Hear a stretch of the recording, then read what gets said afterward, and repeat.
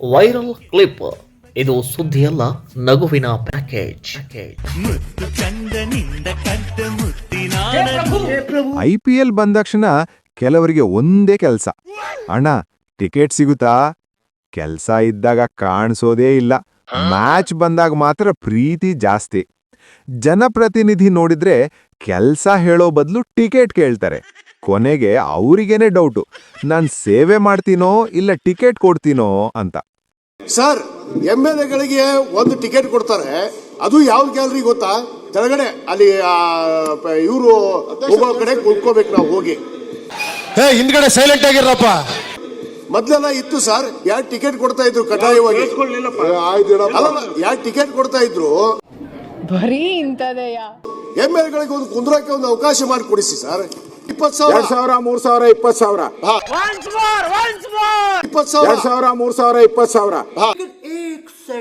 ಬರ್ರಿ, ಹಂಗಂದ್ರೆ ಈ ಮ್ಯಾಟರ್ ಬಗ್ಗೆ ಯತ್ನಾಳವ್ರು ಏನ್ ಹೇಳ್ಯಾರ ಅನ್ನೋದನ್ನ ಕೇಳೋಣ. ಈ ಶಾಸಕರು ಇಷ್ಟು ನಾಚಿಕೆಡಿಗಳಾಗ್ಬಿಟ್ಟಾರೆ ಕೆಲವೊಂದು ಶಾಸಕರು.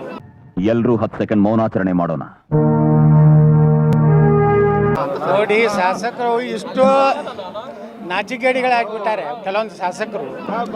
ನಮಗೆಲ್ಲ IPL ಟಿಕೆಟ್ ಬೇಕು, ನಮ್ಗೆ ಅದ್ರ ರಿಸರ್ವೇಷನ್ ಬೇಕು, ಮುಂದಿನ VIP ಕುರ್ಚಿ ಕೊಡ್ಬೇಕನ್ನೋಂಥ ಮಾನಸಿಕತೆಯಿಂದ ಇವತ್ತು ಕರ್ನಾಟಕದಲ್ಲಿ ಚರ್ಚೆಗಳು ಎದ್ರ ಮೇಲೆ ಆಗಬೇಕು.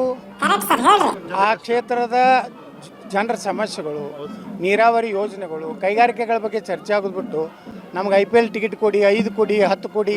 ನಮಗೆಲ್ಲ ಗೊತ್ತಾಗೋಯ್ತು. ನಮ್ಗೆ IPL ಟಿಕೆಟ್ ಕೊಡಿ, 5 ಕೊಡಿ, 10 ಕೊಡಿ.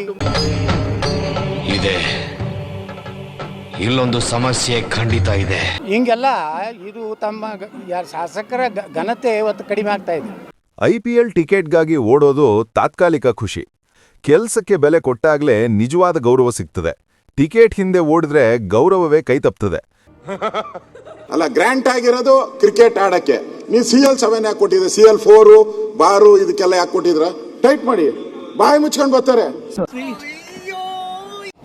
ಬರೀ ಇಂಥದೆಯ. ತಾವು ಇದನ್ನು ಬಾಯಿ ಮುಚ್ಕೊಂಡು ಬರ್ತಾರೆ, ಅದನ್ನ ಟೈಟ್ ಮಾಡಿ ನೀವು. ಅಲ್ಲ, ಇಲ್ಲಿ ಕೊಡ್ಲಿಕ್ಕೆ ಆಗ್ತದೆ, ಈಗ ಕೊಡ್ಲಿಕ್ಕೆ ಆಗ್ತದ? ಈಗ ಎಲ್ಲಿಂದ ತರುವುದು ನಿಮ್ಗೆ ಟಿಕೆಟ್? ಕೂತ್ಕೊಳ್ಳಿ. ಅಲ್ಲ, ಇಲ್ಲಿ ಕೊಡ್ಲಿಕ್ಕೆ ಆಗ್ತದೆ, ಈಗ ಕೊಡ್ಲಿಕ್ಕೆ ಆಗ್ತದ?